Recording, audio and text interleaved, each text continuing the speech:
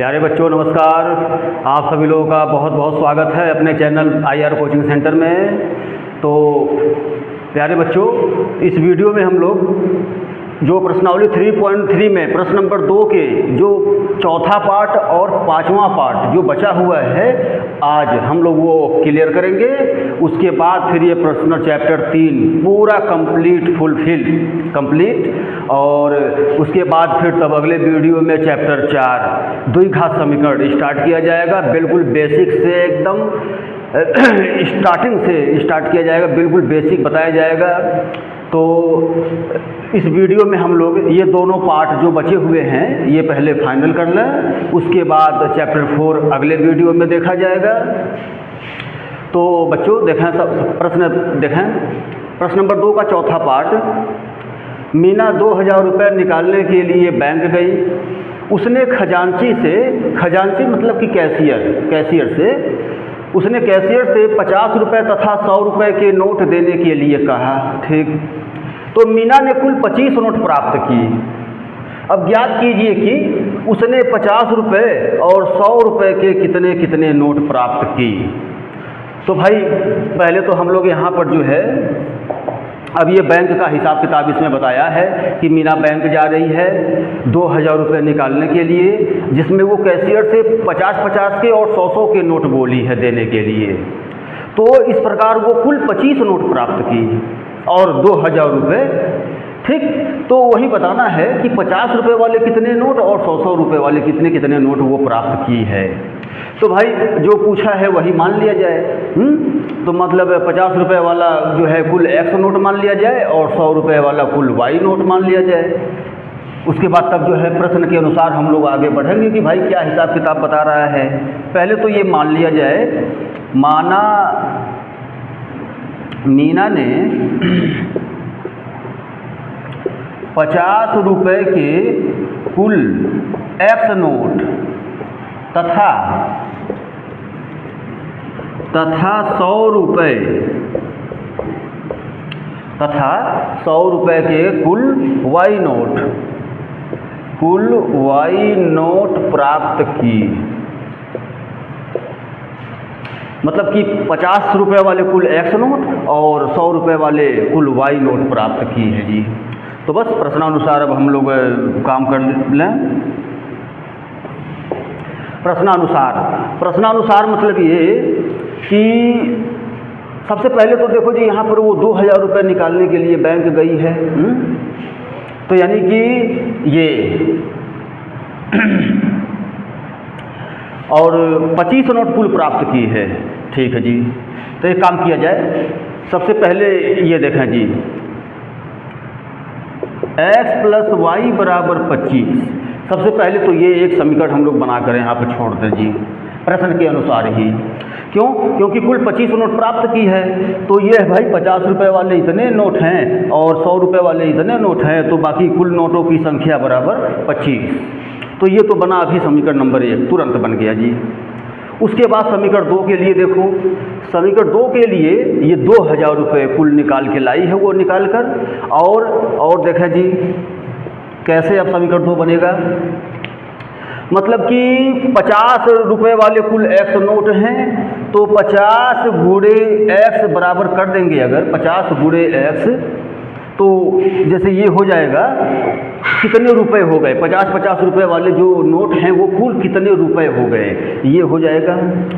फिर इसमें प्लस कर दिया जाए, और 100-100 रुपये के कुल Y नोट माने हैं हम लोग, तो इसमें भाई 100 में Y का गुणा कर दिया जाए, तो कुल इतने रुपए हो गए। फिर 100-100 रुपये के जो नोट हैं वो कुल इतने रुपए हो गए, 50-50 वाले इतने रुपए। अब इन मतलब कि ये सब मिलाकर कुल 2000 रुपये वो तब निकाल कर लाई है 2000 रुपये। तो देखो जी, अब यही बनेगा समीकरण नंबर 2। लेकिन थोड़ा ये 50 से काटा जाए, सब 50 से सब डिवाइड हो रहा है। 50 × 50, 50 दूना 100, और ये 50 चौके 200 और 40, और ये बन गया जी समीकरण नंबर 2। चलो जी, तो ये तो इतना ही है, जल्दी ही बना समीकरण इसका, ज़्यादा तामझाम नहीं था। बस ये देखना है कि भाई कुल नोटों की संख्या 25 है, तो ये 50 रुपये वाले कुल नोट, ये 100 वाले कुल नोट, और बराबर जोड़कर कुल 25 नोट, समीकरण एक बना। और जो 2000 रुपये वो निकाल कर लाई है, 2000 रुपये, तो 50 रुपये वाले जो है इतने नोट, गुड़े 50 रुपये के गुड़े इतने नोट, 100 रुपये वाले गुड़े इतने नोट, और ये कुल जोड़कर बराबर 2000 रुपये कुल निकाल कर लाई है। तो इस प्रकार ये समीकरण 2 बन गया। जब बस अब इसी को विलोपन नियम से सॉल्व करते हैं हम लोग, तो जो आएगा आंसर आएगा x और y का मान। तो भाई अब ऊपर ये जो है, अब समीकरण 1 और 2 को विलोपन नियम से सॉल्व जब करेंगे तो भाई यहाँ पर देखो जी, एक x बराबर है, जैसा कि आप लोग को पता होगा विलोपन नियम, तो अब तो सबको बिल्कुल एकदम क्लियर हो गया होगा। तो डायरेक्ट यहाँ पर समीकरण 1 और 2 को हम लोग घटाएंगे।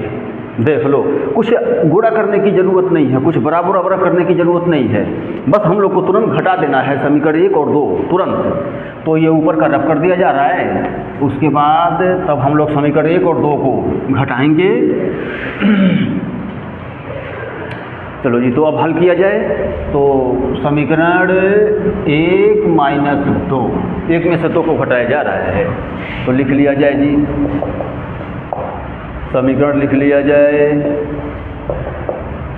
क्या है जी 40। अब भाई घटाने में तो नीचे वाले पदों का चिन्ह बदलता है, ये भी सब बताया गया है एकदम बिल्कुल स्टेप बाय स्टेप। तो ये तो कैंसिल हुआ, ये माइनस में 1 y बचेगा, और ये माइनस में 15 बचा घट के। उसके बाद ये देखो जी, माइनस से माइनस कैंसिल, y का मान आया 15। अब इस y का मान किसी एक समीकरण में रख दें हम लोग, तो x वाला भी मान आ जाएगा। तो भाई अब किसी में भी रखो, तुम लोगों की मर्जी यहाँ पर। तो y का मान समीकरण 1 में रखने पर, 1 में ही रख दे रहे हैं हम लोग, समीकरण 1 ये रहा जी। अब थोड़ा नीचे भी रफ कर दिया जा रहा है, और समीकरण 1 में हम लोग मान रखेंगे। तो भाई समीकरण 1 क्या है, तो समीकरण 1 ये रहा, ये समीकरण 1, इसमें y का मान y के जगह पर, देखो y का मान y के जगह पर, और फिर 15 का 75। तो ये आ गया जी अब 10 आ गया। बस अब आंसर तो हो ही गया, ख़त्म। अब इसका आंसर लिख दिया जाए, अतः मीना ने 50 रुपये के कुल, भाई 50 रुपये वाले तो हम लोग x माने थे, तो और x का मान 10 आया है, अर्थात 50 रुपये के कुल 10 नोट, तथा 100 रुपये वाले कुल 15 नोट प्राप्त की है, तथा 100 रुपये के कुल 15 नोट, 100 रुपये के कुल 15 नोट प्राप्त की है। आंसर देखो जी, ये कंप्लीट, इसका जो प्रश्न नंबर 2 का चौथा पार्ट था वो पूरा कंप्लीट हुआ जी। तो अब हम लोग बढ़ते हैं फिर 5वें पार्ट की तरफ, इसे रब कर दिया जा रहा है। हाँ जी, तो पाँचवा पार्ट में कह रहा है कि किराए पर पुस्तकें देने वाले किसी पुस्तकालय का प्रथम 3 दिनों का एक नियत किराया है, तथा उसके बाद प्रत्येक अतिरिक्त दिन का अलग अलग किराया है। ठीक, सरिता ने 7 दिनों तक एक पुस्तक रखने के लिए 27 रुपये अदा की, जबकि सुशी ने एक पुस्तक 5 दिनों तक रखने के लिए 21 रुपये अदा की। तो नियत किराया तथा प्रत्येक अतिरिक्त दिन का किराया ज्ञात कीजिए। तो भाई लाइब्रेरी वाली बात हो रही है, वहाँ से पुस्तक जो है किराए पर लाकर लोग पढ़ा जा रहा है और उसका किराया दिया जा रहा है, और दिनों का हिसाब किताब बता दिया है कि भाई कितने दिन का नियत किराया है, फिर कितने मतलब क्या कितने जितने दिन तक रखें आप लोग किताब, उसके हिसाब से पैसा अलग अलग जोड़कर लगेगा। मतलब ये कि जैसे इसमें किताब लेने जा रहे हैं अगर वहाँ पुस्तकालय से, तो उसमें रेट, उसमें हिसाब किताब जो है कह रहा है कि 3 दिन का नियत किराया फिक्स है एकदम बिल्कुल। उसके बाद प्रत्येक अतिरिक्त दिन का अलग अलग किराया है। तो अब वही हमें ज्ञात करना है कि वो नियत किराया 3 दिन का जो नियत किराया है वो कितना चार्ज है, और फिर एक एक दिन का अलग अलग वो कितने रुपए है। तो भाई जो पूछा है पहले वही हम लोग मान लें, उसके बाद तब प्रश्न के अनुसार जो है देखा जाएगा। तो माना नियत किराया बराबर x रुपये तथा प्रत्येक अतिरिक्त दिन का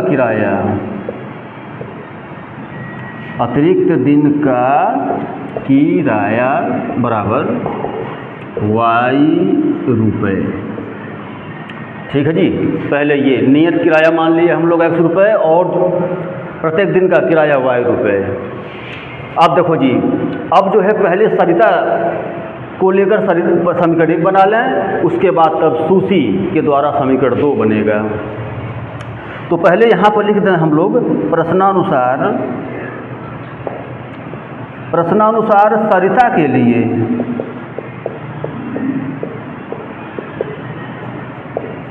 भाई सरिता के लिए पहले सरिता का हिसाब किताब देखें क्या है, उससे पहले समीकरण 1 हम लोग बना लें। अब देखो जी 7 दिन तक वो पुस्तक रखी है, मतलब कि 3 दिन का तो नियत किराया फिक्स है, तो 3 दिन का नियत किराया हम लोग x रुपये मान लिए जी। देखो जी x रुपये, ये 3 दिन का नियत किराया हो गया इतने रुपए।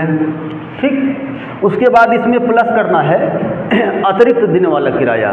तो अतिरिक्त दिन अब 4 बचे भाई, 3 दिन का तो नियत किराया फिक्स हो गया, उसके बाद 4 दिन और बचा, क्योंकि वो कुल 7 दिन तक पुस्तक रखी है अपने पास, तो 4 दिन का और हमें तब जोड़ना है। तो भाई अगर 1 दिन का y रुपये है तो 4 दिन का 4 y रुपये हो जाएगा, तो मतलब 3 दिन का इतने रुपये ये या 4 दिन का ये, और बराबर कुल ये 27 रुपये अदा की। देखो जी तुरंत बन गया समीकरण नंबर 1। अब इसी प्रकार जो है सूसी के लिए देख लिया जाए। तो अब सूसी ने एक पुस्तक को 5 दिन तक रखा है और 21 रुपये अदा की। तो 5 दिन मतलब ये कि पहले तो ये 3 दिन का नियत किराया हो गया, उसके बाद इसमें प्लस करना है, तो 3 दिन का नियत किराया हो गया, यानी कि बचा 2 दिन। ठीक, तो 2 दिन का भाई 2 y रुपये हो जाएगा भाई। 1 दिन का y रुपये तो 2 दिन का 2 y रुपये हो गया, और इसने कुल 21 रुपये अदा की। तो भाई ये भी देखो जी तुरंत बना समीकरण नंबर 2, ये भी तुरंत ही बन गया, मतलब कि जो भी यहाँ समस्याएं दी गई थी ये तुरंत, ज़्यादा तामझाम नहीं, तुरंत बना दोनों समीकरण बस। तो अब इसी को विलोपन नियम से सॉल्व कर दिया जाए। तो ये ऊपर रफ कर दिया जा रहा है, और फिर समीकरण 1 और 2 को हम लोग डायरेक्ट घटा दे रहे हैं, क्योंकि कुछ गुणा करने की आवश्यकता नहीं है, अभी x का विलोपन हो जाएगा। समीकरण 1 और 2 को हम लोग घटा दें तब। तो भाई यहाँ पर जो है समीकरण 1 माइनस 2 घटाओ जी, x प्लस 4y बराबर 27 और x प्लस 2y बराबर 21। तो ये तो भाई कैंसिल हुआ, ये 2y बचा और ये क्या बचा भाई, ये घटकर आ गया 6। 6 आया तो 2 3 6, यानी कि y का मान आ गया 3। चलो जी y का तो मान आ गया। अब इस y का मान समीकरण 1 या 2 किसी में भी रख दे रहे हैं, तो समीकरण 2 में रख दिया जाए। समीकरण 2 थोड़ा छोटे रूप में है, तो समीकरण 2 में हम लोग रख दे रहे हैं y का मान समीकरण 2 में रखने पर, चलो जी समीकरण 2 लिख लो। समीकरण 2 ये रहा है x प्लस 2y बराबर 21। बाकी 1 में भी रख सकते हैं, 2 में भी रख सकते हैं, ये आप लोगों की मर्जी, चाहे समीकरण 1 में रखो या 2 में रखो। तो हम लोग 2 में रख दे रहे हैं, तो यानी कि y का मान y के जगह पर। उसके बाद देखो जी 3 दूना 6 हुआ, 6 का पक्षांतर कर दिया जाए तो क्या आ गया, अब आ गया ये 15। 15, यानी कि बस हो गया कंप्लीट। अब आंसर लिख दिया जाए। अतः नियत किराया बराबर x माने थे हम लोग, और x का मान जो है 15 रुपये आया, बराबर 15 रुपये। तथा प्रत्येक अतिरिक्त दिन का किराया बराबर y माना गया था, और y का मान आ गया है 3 रुपये आंसर। तो इस प्रकार ये पाँचवा पार्ट भी, प्रश्न नंबर 2 का पाँचवा पार्ट भी कंप्लीट। अर्थात अब यहाँ पर जो है चैप्टर 3 आप लोगों का पूरा कंप्लीट हुआ, फुलफिल एकदम उदाहरण सहित एकदम बिल्कुल कुछ भी छोड़ा नहीं गया है, कंप्लीट हुआ। तो अब इस वीडियो में बस इतना ही रहने दिया जाए, और वीडियो अच्छी लगे तो वीडियो को लाइक करिए, शेयर करिए, सब्सक्राइब करिए, बेल आइकन को दबाइए। मैथ है बिल्कुल ऐसे ही बम्पर हिसाब किताब में तैयारी की जाएगी, एकदम आसान शब्दों में, बिल्कुल स्टेप बाय स्टेप, कहीं से कुछ भी छोड़ना नहीं है, बस लगे रहना है आप लोगों को। तो अब इस वीडियो में इतना ही रहने दिया जाए, और चैप्टर 4 के साथ हम लोग मिलते हैं अगले वीडियो में।